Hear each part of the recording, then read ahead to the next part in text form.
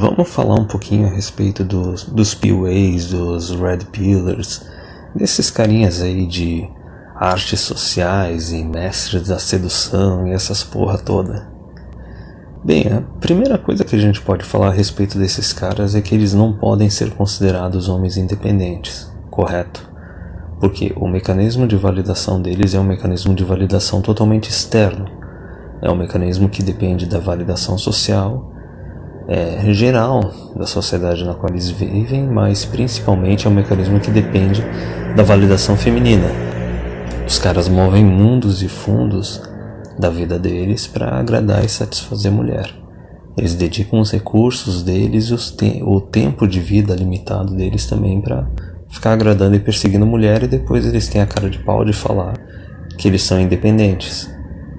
Mas tem outras questões aí que envolvem os PUAs. Quando eu falo PUAs, eu estou falando todo o grupo. Eu estou falando dos Red Pillars, esses PUAs nacionais que estão surgindo, os PUAs da gringa e tal. E é muito engraçado porque o livro do Rollo Tomassi, eu acho que ele é lá de 2012. E os textos são lá de 2011, 2010. Então é um negócio que já está desatualizado. Veja bem, é um livro de muito antes do Me Too. É um livro, eu acho, de quando estava surgindo o Yes Means Yes. Na verdade, o Yes Means Yes ele surgiu na década de 90, mas só a partir dos anos 2000 que começou a ser implementado. Depois, mais pra frente, eu vou explicar o que é o Yes Means Yes e o que é o Me Too.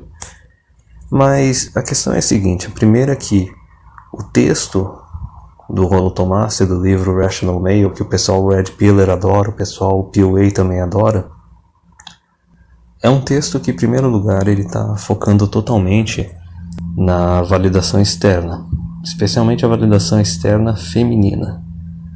Só que, e também em comparação é engraçado tu ver o seguinte, por exemplo, o Rush V é um PUAzão famoso, só que o Rush V ele virou as costas totalmente para PUA, ele abandonou o PUA dele e hoje em dia ele fala meio que PUA é degeneracy, que ele estava vivendo na degeneração. E ele se tocou que o PUA, a degeneração, não é um modelo para a sociedade como um todo, não é um modelo social. O Rush V, ele chegou nesse nível. O Rollo Tomassi e os Red Pillars não. O Rollo Tomassi e os Red Pillars, eles estão dando pior, eles estão cagando na vara, porque eles estão dando uma de igualitários, eles estão dando uma de tradicons agora. Mas enfim, a questão é que PUA não é um modelo que pode ser implementado numa sociedade.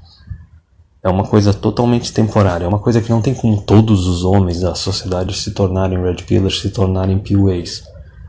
Porque, basicamente, é um estilo de vida temporário que só pode ser aplicado por parte da população masculina durante um período de tempo muito fracionado, muito curto. Digamos assim, no longo prazo não tem como uma sociedade se manter com os homens tendo estilo de vida PUA, ainda mais se for um número razoável de homens dessa população tendo esse estilo de vida PUA, por várias razões, mas primeiro eu vou explicar por que é algo temporário. Porque o PUA ele foi surgindo assim, principalmente a partir da segunda onda feminista, década de 60, 70, por causa da liberação sexual. Liberação sexual feminina, pílula anticoncepcional, direito de aborto, sexo antes do casamento e tudo isso, entendeu? Então os PUAs foram simplesmente os caras que aproveitaram, descobriram a forma de poder aproveitar essa brecha temporal, aproveitar esse momento e ser o máximo de hedonista possível. Eu digo a partir da segunda onda feminista porque foi quando teve a liberação total, mas antes disso, década de 20, 30, quando mulheres começaram a frequentar mais bares e boates e beber e praticar sexo casual, ali também já começou a surgir um pouquinho de PUA. Mas enfim, por que é algo temporal? Por que é um hedonismo temporal? Por que é algo que não é sustentável e não dá para ter uma sociedade baseada nesse modelo? Da mesma forma que, por exemplo, o MGTOW também. O MGTOW é simplesmente uma ferramenta de sobrevivência quando uma sociedade está extremamente misândrica, extremamente tóxica. O cara vira MGTOW e vai viver a vida dele do jeito dele para não ter ninguém abusando, ninguém tirando proveito dele. Mas da mesma forma, assim, no longo prazo, não tem como uma sociedade se manter com homens MGTOW. Ainda mais com uma quantidade razoável de homens MGTOW. O mesmo vale para PUA. Só que enquanto o MGTOW está meio que tentando se proteger e se defender, o PUA ele tá tentando fazer a festa. Só que o PUA ele acaba dando merda por várias razões. A primeira razão que eu posso citar é que, por exemplo, os PUAs eles acabam contribuindo em grande parte com o aumento do ginocentrismo na sociedade e também com a toxicidade das mulheres. Porque o negócio é o seguinte, os PUAs eles são responsáveis pela criação de alpha widows na nossa sociedade. Alpha widows são as viúvas dos alfas. É basicamente uma mulher que talvez ela sempre tenha sido uma nota 4, 5, 6, mas em alguma noite da vida dela ela conseguiu emplacar um cara 8, 9, 10. Basicamente o cara tava um dia ali na festinha, na boate, que não tinha muita mulher, ele pegou uma qualquer uma só pra ter alguém com quem transar naquela noite. Só que essa mulher, na cabeça dela, fica marcado que, não, se ela conseguiu um cara 8 ou nota 9 numa noite da vida dela, agora esse é o patamar dela, entendeu? Ela não pode se relacionar com um cara que esteja abaixo disso. Isso é uma alpha widow, é uma mulher que chega num parâmetro irreal e ela não quer baixar esse parâmetro. Às vezes também a alpha widow, ela pode ser uma mulher que ela era bem atraente quando ela estava nos anos 20 dela, só que daí ela chegou nos anos 30, nos anos 40 e continuou querendo ter acesso só aos caras 8, 9, 10. Ela não teve aquele senso crítico de perceber, olha, ela não é mais tão atraente, ela não é mais tão jovem, agora está na hora de baixar o nível. Não, ela não quis baixar o nível também. Nos dois casos são alpha widows, são viúvas de alfa. E por que eu digo que os PUAs contribuem para isso? Porque eles ficam colecionando mulher que nem treinador Pokémon coleciona Pokémon. Enfim, até o Rolo Tomassi no texto dele, ele fala que o homem ele tem que ficar colecionando mulheres até os seus 35, quase 40 anos e depois, se ele quiser, procurar alguma coisa séria. Então veja, cada carinha que consegue realmente se tornar um PUA, se tornar um Red Pillar de verdade, vê a quantidade de mulher que ele vai colecionar. E daí ele vai transformando essas mulheres em alpha widow, vai transformando essas mulheres em mulheres tóxicas. Mulheres que não conseguem se comprometer depois, não conseguem criar vínculo com um homem normal. E também elas têm aquela expectativa irreal. Só que isso é uma parte de como eles contribuem com mulheres estragadas, com mulheres alpha widows e com mulheres tóxicas na sociedade. Só que tem outra questão também que os PUAs contribuem, que é o seguinte. Eles contribuem com o ginocentrismo na sociedade e, de certa forma, foram eles que contribuíram para o Yes Means Yes e para o Me Too. Eu vou explicar isso. É porque é o seguinte, inicialmente, as mulheres, especialmente quando elas são bem jovens, elas acham que essa liberação sexual é o máximo, só tem benefício para elas porque elas não veem no longo prazo. Elas não se tocam que elas estão recebendo um monte de atenção porque elas são jovens e férteis e conforme o tempo vai passando, elas não vão ter mais toda essa atenção. Compreende? E daí, nesse caso, o que acontece é o seguinte. Elas ficam curtindo a festinha com os PUAs, com os alfas, especialmente quando são jovens, especialmente quando é a época dos relacionamentos casuais, dos relacionamentos sem compromisso, mas na cabeça delas, elas ficam achando que a hora que elas quiserem pressionar um desses caras para ter um relacionamento sério com elas vão conseguir. Elas simplesmente acham que elas têm a perseguida de ouro dentro delas, né? No meio da perna delas. E daí, conforme o tempo foi passando, os anos, as décadas foram passando, mais e mais mulheres foram percebendo que, opa, esse mercado sexual não está tanto na mão delas, elas não têm tanto poder, elas não têm tanto domínio sobre esse mercado sexual. E daí, justamente, a gente tem essa questão das alpha widows, só que a gente tem a questão também das mulheres que acabam decidindo só querer se comprometer no final da vida delas, da vida fértil delas, ou elas começam a chutar cada vez mais para mais alto o valor delas, por exemplo, ela é uma nota 6 e daí elas começam a chutar só para os caras nota 8, 9, 10. E por que isso acontece? Isso acontece porque os PUAs, os alfas, eles não discriminam, entendeu? O cara é um 8, 9, 10, ele não vai ficar se relacionando só com mulheres 8, 9, 10. Eles ficam se relacionando com as 8, 9, 10, mas também com as 4, 5, 6. E daí eles acabam contribuindo com o aumento de expectativa dessas mulheres que são nota mais baixa. Só que não só isso. Conforme eles vão se relacionando com essas mulheres e elas começam a achar que vão conseguir algum compromisso com eles, alguma coisa com eles, e não conseguem nada, o que elas começam a fazer? Elas começam a se achar injustiçadas. E daí o que elas fazem? Elas vão e recorrem para o Estado para tentar dominar esses homens, tentar controlar esses homens, tentar punir esses homens. E nesse negócio da liberação sexual e das mulheres percebendo que a liberação sexual não tem só benefícios, não tem só lado bom, tem um lado ruim também, e a pessoa tem que ser consciente, tem que se planejar, tem que ter um senso crítico, avaliar a si mesma. Veja só as duas coisas que as mulheres fizeram para tentar controlar o mercado sexual. Primeira coisa foi yes means yes. Yes means yes é aquela coisa que a mulher ela tem que dar o consentimento verbal. Não só numa relação sexual, mas numa interação inicial, numa cantada. O que é o yes means yes? O yes means yes é uma ferramenta para essas mulheres que acham que elas merecem só os caras 8, 9, 10, para simplesmente elas cortarem e punir qualquer homem que esteja abaixo do 8, 9, 10, que seja 4, 5, 6 ou menos, que tente tomar iniciativa para tentar se relacionar com elas, tentar alguma coisa com elas, para elas simplesmente cortar e punir esses homens, porque eles são inconvenientes. Quer dizer, veja bem, o mercado sexual é para ser liberado, mas apenas para as mulheres, não é para ser liberado para os homens, entendeu? Então os homens beta, eles têm que ser controlados e eles têm que ser punidos quando eles vão além do espaço deles. Isso é o yes means yes, certo? O yes means yes, o no means no, é a mesma coisa. Basicamente, a mulher pode a qualquer momento dizer o sim, dizer o não, e o homem é completamente obrigado a aceitar e obedecer de imediato, entendeu? Só que tá num negócio tão ridículo que assim, o cara não tem nem a oportunidade de escutar o yes ou escutar o no, entendeu? O cara é um cara mais nota baixa, mas ele acha que ele pode ter uma chance com a mulher, ele tenta dar uma cantada nela, a mulher atual ela não quer nem responder um sim ou um não pra ele. Ela já quer automaticamente já ir acusando o cara de assédio. E a outra coisa que surgiu também foi o Me Too, compreende?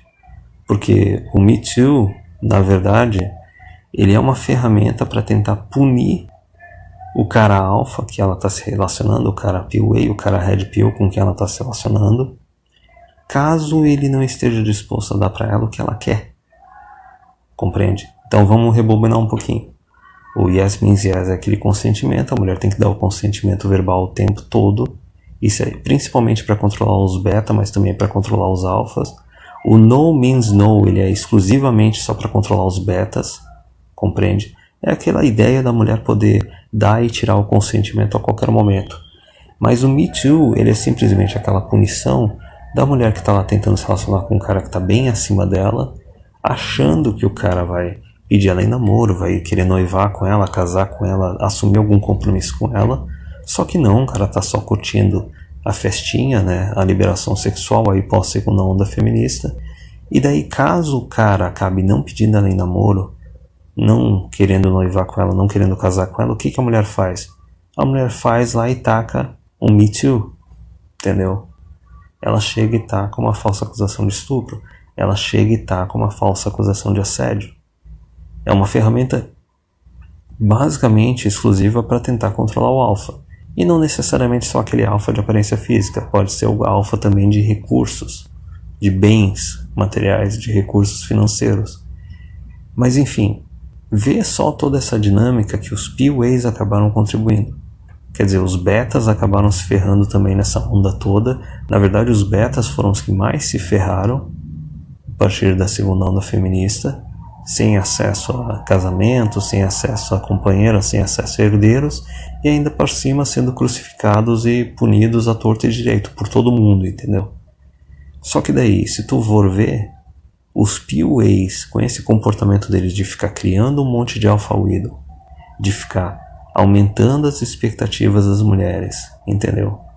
E de ficar se relacionando assim casualmente, e totalmente direito deles não querer se comprometer. Tu não pode querer obrigar a pessoa a se comprometer, mas vamos lembrar que mulher é adolescente, né?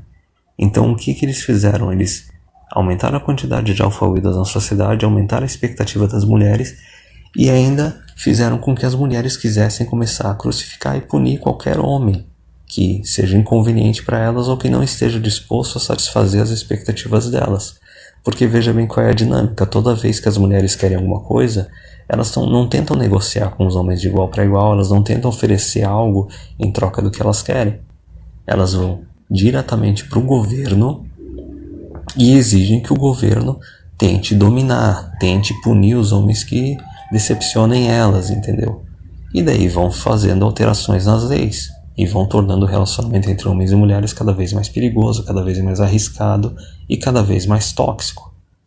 Então, a era do PUA basicamente acabou no finalzinho da década de 90, começo dos anos 2000. Quando o Rollo Tomassi escreveu o livro dele, a era dos PUA já estava meio que acabando. Porque lá já existia o No Means No, já existia o Yes Means Yes, e faltava menos de 10 anos para surgir o Me Too. E em vários lugares do hemisfério norte já existia aquela legislação que dizia que, por exemplo, se um homem e uma mulher eles se relacionam sexualmente e a mulher ela está drogada ou está alcoolizada, não importa se o homem está drogado e alcoolizado também, é estupro, compreende? Isso estava no papel, estava na lei. Mas como estava numa época que o mercado sexual não estava tão superaquecido, esse negócio de PUA e Red Pill não tinha se espalhado tanto, o que acontecia? Estava na lei, só que na maioria das vezes as mulheres elas não usavam esse poder da lei para ferrar com os caras. Tinha muito cara que era de alto desempenho, só que era Purple Pill, não era Red Pill, não era PUA. Era aquele cara que estava caçando a exceçãozinha, estava caçando o unicórnio. Conforme foi aumentando a quantidade de cara PUA, aumentando a quantidade de cara Red Pill, foi aumentando as razões pelas quais as mulheres elas iam querer utilizar essas leis que elas não estavam utilizando e querer também implementar leis novas. Então, por isso que eu disse que PUA foi basicamente algo hedonista, uma filosofia, um estilo de vida hedonista, para aproveitar um intervalozinho de tempo que ia ter um mercado sexual totalmente liberado. E a gente está vendo que isso não é sustentável. Isso daí é uma coisa que ferra principalmente com os homens beta e estraga um monte de mulher. E daí o que aconteceu? A consequência disso é que a gente chegou nesse momento do começo do século XXI, que relacionamento com mulher está extremamente perigoso, extremamente arriscado. E é aquele detalhe, quanto mais as mulheres tentam controlar e tentam dominar os homens e agir de forma injusta com eles, mais eles vão se afastando. Não é à toa que tem um monte de PUA que agora está tentando se jogar para cima de MGTOW. E eles estão custando muito a parar de vomitar as besteiras de PUA deles e largar o estilo de vida deles de PUA. Só que basicamente é um bando de refugiado que não pode mais operar com PUA e começou a dar uma de MGTOW. E MGTOW foi basicamente, se tu for pegar, bem ali por volta de 2010, foi quando estava sendo mais implementado o Yes Means Yes, o No Means No, um monte de cara do hemisfério norte tomando falsa acusação de estupro em universidade e sendo expulso, etc. MGTOW foi basicamente uma consequência final, da mesma forma que os incels também, desse pós-finalzinho da festinha, né, da festinha hedonista que teve a partir da segunda onda feminista, que é aquela situação que as mulheres, por causa dos PUAs, por causa dos Red Pillars, por causa dessa festança toda, elas perceberam que não, o mercado sexual totalmente liberado não beneficia elas, beneficia, mas também prejudica. Aí elas querem eliminar todo o lado ruim para elas, toda aquela parte que prejudica elas, e manter só a parte que beneficia elas. E com isso alteraram um monte as leis. Basicamente, tentaram dominar e controlar o homem totalmente nos relacionamentos, inviabilizaram o PUA e, de quebra, criaram o MGTOW. Os incels eles foram surgindo no decorrer das décadas, com o tempo, desde a década de 60 e 70, conforme as expectativas das mulheres foram aumentando. Eles não surgiram só depois dos anos 2000 e só a partir de 2010. Eles foram basicamente um resultado da regra 80-20, que a gente pode dizer que talvez até hoje esteja chegando no nível de regra 90-10, talvez. Só que a consequência final foi o surgimento dos MGTOWs, os caras que viram o negócio tá tóxico demais, tem muita mulher estragada, a cultura da sociedade está ginocêntrica e as leis estão ginocêntricas. Então o MGTOW foi meio que o resultado final, o que surgiu nos finalmente disso. E da mesma forma que PUA é algo temporário, é algo que não é sustentável para a sociedade, MGTOW também não é.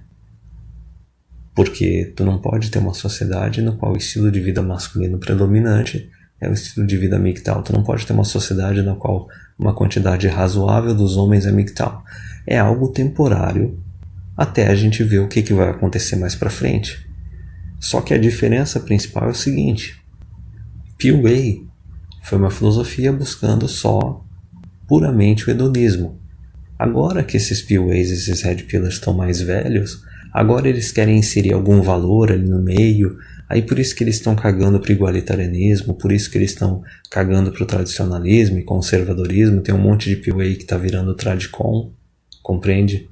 Só que em contrapartida, MGTOW foi um resultado final, foi uma filosofia, uma ferramenta de sobrevivência para sobreviver, o ginocentrismo, se preservar, se manter livre, e basicamente não é um negócio voltado para o hedonismo.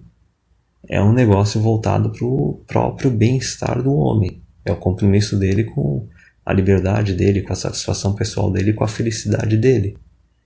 Então agora o negócio é ver o que vai surgir mais para frente, porque como eu disse, MGTOW, assim como PUA, é algo temporário e não tem como a sociedade se manter do jeito que ela está.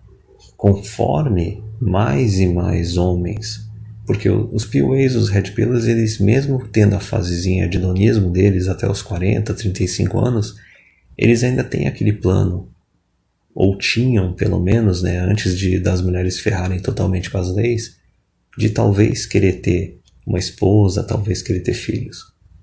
Então por isso que, assim, de certa forma, o colapso da degeneração da sociedade na fase PUA ainda foi um pouco mais lento, porque apesar deles estarem fazendo zoeira e estragando bastante a sociedade até os 40, nos finalzinho ali no segundo tempo os caras casavam, tinham filho, viravam gado de valor, viravam provedor, né? Sustentavam mulher, sustentavam filho e pagavam impostos. Mesmo porque o mecanismo de validação deles é externo, então eles têm que ser uns caras que têm que produzir riqueza e cuidar da aparência física, mas o importante para o governo e para manter a sociedade é a produção de riqueza e pagar imposto. E daí quando tu vê MGTOW é aquela coisa que acelera ainda mais o colapso da sociedade, porque são caras que não querem casar, não querem ter filhos, quer dizer, eles não vão criar a próxima geração, não vão gerar a próxima geração, não vão cuidar das mulheres dessa geração. E tem outra coisa, o MGTOW ele tem um mecanismo de validação interno. E o cara que tem um mecanismo de validação interno, ele não está preocupado em gerar um monte de riqueza e, consequentemente, ele não está interessado em querer ficar pagando imposto. Enriquecer para ficar pagando imposto para o governo? Ora, veja bem, MGTOW justamente é o cara que vê que o sistema é corrupto e ele não quer contribuir e não quer participar, compreende? Então, se tu for ver agora a situação atual, tem já MGTOW desde o começo, lá desde 2010, cresceu pra caramba. Aí, MGTOW tá deixando meio que as portas abertas para os incels também largarem o mecanismo de validação externo deles, desenvolver um mecanismo de validação interno e se tornar MGTOW. E agora a gente tem também um monte de PUA que está sendo refugiado, né, porque não dá mais para ter o estilinho de vida deles PUA, tentando virar MGTOW. Então o colapso ele só acelera de forma exponencial. E a outra coisa que eu queria falar nesse vídeo é só um adendo, que é a respeito do seguinte. Tem uma questão que está vindo principalmente dos PUAs, dos Red Pillars, e talvez também dos incels para o meio de MGTOW, que é uma regra estúpida deles, da mesma forma que tinha aquela regra dos níveis de MGTOW. Eu sempre achei besteira e nunca concordei com aquele negócio dos níveis de MGTOW, porque eu acho que os níveis também eles podem flutuar. O cara não vai chegar no nível 3, 4 de MGTOW e vai ser eternamente o resto da vida nível 3, 4. Ele pode acabar voltando. Mas teve outra discussão besta que começou a surgir por causa dos incels e por causa dos PUAs, que é o seguinte: a discussão a respeito de quem é que pode e quem é que não pode ser MGTOW. Basicamente os caras começaram falando coisas no seguinte nível, que o cara não pode ser MGTOW se ele não é um homem com quem as mulheres gostariam de namorar ou gostariam de se casar. De quem que tá vendo esse tipo de definição? Provavelmente dos tradicons, né? Dos conservadores, dos tradicionalistas e talvez até dos incels. E tem outra definição que usaram que é o seguinte: o cara não pode ser MGTOW se ele não é o tipo de homem que as mulheres estão dispostas a se relacionar sexualmente ou pelo menos casualmente. E isso deve ter vindo provavelmente dos PUAs e dos Red Pillars. Então veja bem, os caras estão querendo chegar no território MGTOW, só que estão querendo trazer a bagagem deles porque o mecanismo de validação deles é externo. Eu vou explicar isso. E depois eu vou explicar o que é MGTOW de verdade. Que é o seguinte, essa ideia de que para o cara poder ser MGTOW, ele tem que ser um cara atraente o suficiente para que mulheres namorem com ele ou se casem com ele, só que ele vai chegar e vai falar: não quero, obrigado, agora ele pode ser MGTOW. Ou tem que ser aquele cara que é atraente fisicamente, ou atraente até para ter relacionamento casual, né, o cafajeste e tal. E daí as mulheres chegam para eles e dão em cima desse cara e o cara fala: não quero, então agora ele é MGTOW. Isso daí é totalmente ginocêntrico, porque isso está focado no mecanismo de validação externa. Porque, veja bem, se tu tá dizendo que o cara para ser MGTOW, ele tem que antes se tornar o tipo de homem com quem as mulheres gostariam de namorar ou se casar, tu tá dizendo que esse cara tem que buscar a validação externa das mulheres e da sociedade. Ele tem que se tornar um gado de valor, tem que estudar, trabalhar, produzir, e daí quando ele se torna financeiramente atraente para a sociedade e para as mulheres, para a sociedade e para o governo, né? Aí ele pode chegar e dizer não, e daí ele pode se tornar MGTOW. Resumindo, o cara tem que pedir permissão para a sociedade e para as mulheres para poder ser MGTOW. Porque se ele não faz isso, então ele é um incel, então ele é um perdedor. Porque ele não quis se tornar um gado de valor antes. E da mesma forma, Paty, que o homem ele tem que ser fisicamente atraente para a mulher, e porque só daí ele pode se tornar MGTOW. Então o cara tem que fazer academia, tem que se cuidar, tem que virar um metrosexualzinho. E não é nem tanto focando na validação externa da sociedade, é mais focando só na validação externa das mulheres, para daí ele poder se tornar MGTOW. Compreende? Quer dizer, ele é ginocentrismo total. O cara tem que se tornar o gado sedutor. E daí as mulheres sentem atração por ele, só que ele fala: não quero, obrigado, ok, agora ele vai ser MGTOW.